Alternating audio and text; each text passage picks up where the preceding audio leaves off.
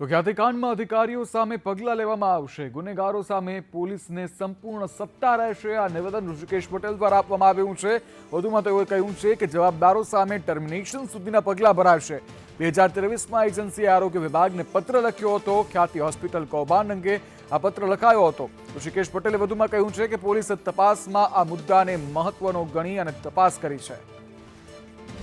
પોલીસને સંપૂર્ણ સત્તા અને છૂટ આપેલી છે કે વિભાગ હોય કે બહારનો કોઈ પણ વ્યક્તિ હોય તો બિલકુલ નિસંકોચ એના સામે ગુનો નોંધી શકો અને કોઈ પણ પ્રકારની આ PMJY યોજનાને જે લાંછન લાગ્યું છે આયુષ્યમાન યોજનાને એ કરેક્ટિવ મેજર્સ તરફ જાય એના માટેની સંપૂર્ણપણે પોલીસ કામ કરી રહી છે। વિભાગ ચોક્કસ પગલાં લેશે। પોલીસના રિપોર્ટના આધારે વિભાગ ચોક્કસ પગલાં લેશે। એના સામે ટર્મિનેટ કરવાના હોય તો ટર્મિનેટ પણ કરવામાં આવશે।